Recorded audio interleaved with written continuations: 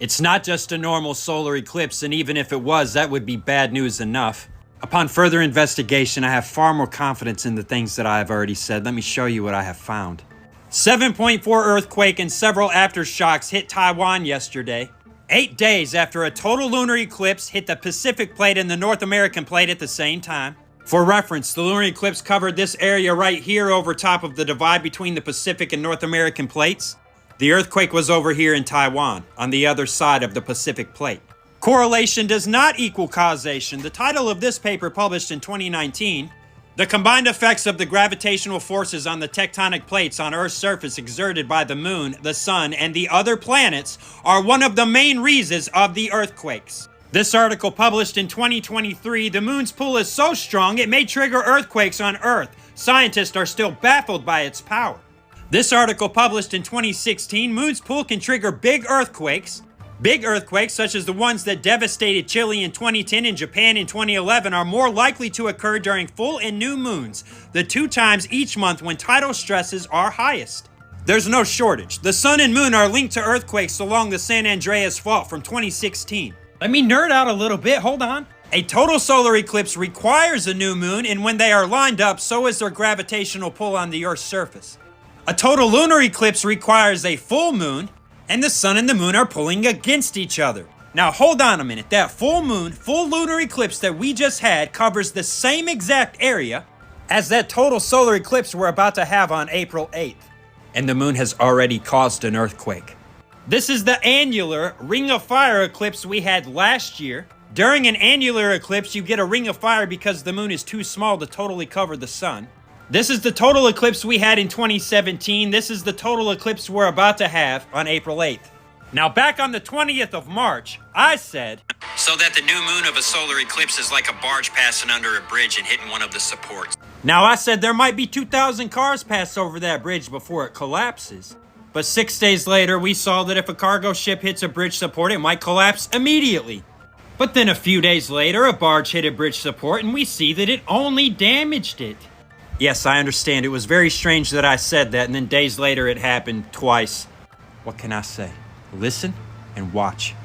Once again, I say, I cannot predict that the April 8th solar eclipse will cause the New Madrid fault zone to pop off, or that it'll pop off so hard that that hidden fault line will become apparent, or that the Pacific plate will slip under the North American plate, causing the topography to fall. Because those two plates colliding is what caused the mountain ranges to form there to begin with, and when it slips under, it'll release that tension. It's that easy. Y'all think the topography is fixed? How do you think it got that way? I cannot say that this is gonna happen anytime soon after April 8th, only that it absolutely looks inevitable at some point in the future. I mean, just look at this map real quick though, then look at that for a moment.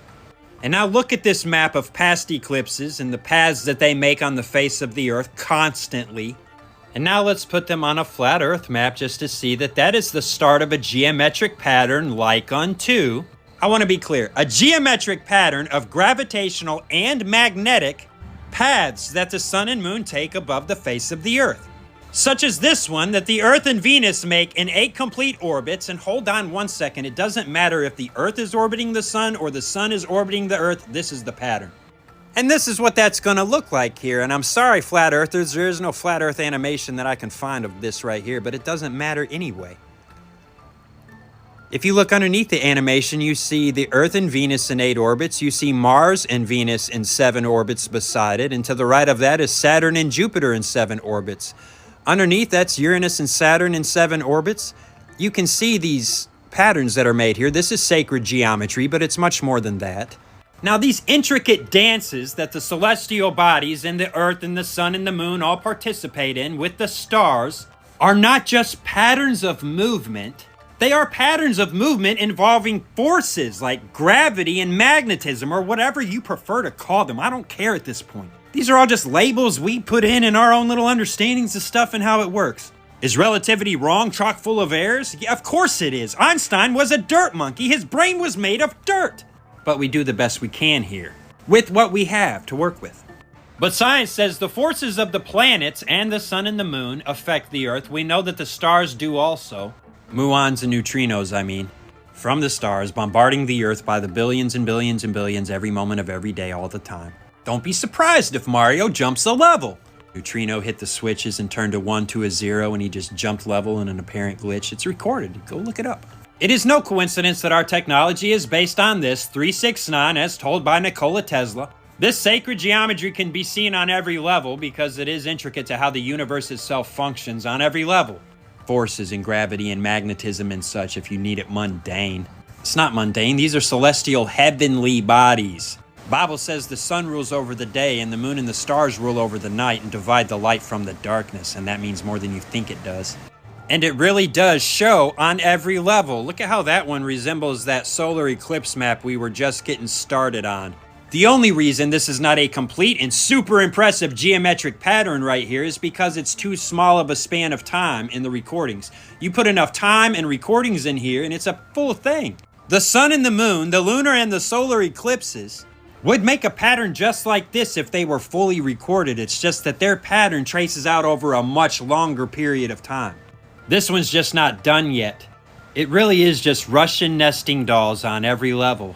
These patterns, this sacred geometry, this is how reality itself functions everywhere, all the time. It looks like a chaotic mess on this map because this is a globe map that's been flattened out, not to actually represent how it really looks. You can't get a real good look at how this would actually play out in a pattern on a flat version of a globe map. But just imagine that these are like pin strokes of somebody contouring the earth with all of these movements, shaping the face of the earth. That's what the sun and the moon are doing here, shaping the face of the earth, literally what's causing the movement in the tectonic plates to begin with. Causing the tides, causing the weather systems. And it's not even a mystery and it's not hard to see at all. They have to know this. Somebody has to know about this all. It's not remotely far-fetched. The ancient mystery schools knew all about this. This is how it lines up with Orion's belt, and if we just turn the clock back until this star is dead center in this pyramid, we can tell you exactly when they were built. Among many things, the pyramids are also a timestamp. We have the star charts, just dial them back. Now, we are absolutely, and without a doubt, there is no argument against it, talking about forces and frequencies. And if you zoom into those, you find more forces and frequencies. From classical physics to the quantum physics, it's all forces and frequencies. Reality itself being a projection on every level of, can you guess, forces and frequencies? The idea that ancient sacred sites are built on places of power or energized sites, giving rise to the idea of ley lines, as if there is some sort of grid of power, and that the ancient sacred sites are laid on this grid, or these energized sites. The idea of which is more than plausible, seems rather likely, considering that the Large Hadron Collider at CERN is located in the same place as an ancient temple of Apollos, the seat of Satan, as the Bible calls it. Makes more sense now why they have a Lord Shiva idol out front. Destruction, rebirth, and cycles. And this, boys and girls, is ancient mystery school occultism realized in the modern world. This is the religion of the pre-flood world. Opening portals and such, yeah, they're trying to call the angels down from heaven again. Literally. But they're still learning how. They're primitive in their efforts. You can see how it has progressed through the years, and this one is the future plan. They want to figure out what really makes reality tick, you know? Because the fellas funding all this are always so benevolent with their findings, like nuclear bombs. Needed those, right?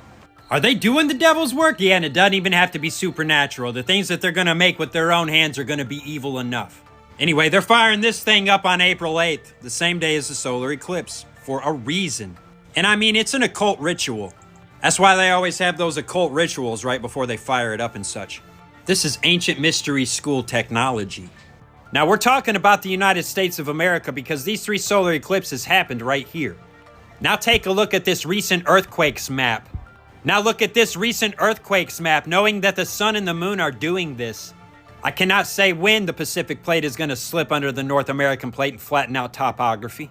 I cannot say when the North American plate is going to split in half. I can say without a doubt something just like this is what'll cause it, though. I can't say how many cycles it'll take. I can only say this looks like the inevitable outcome to me, according to the science.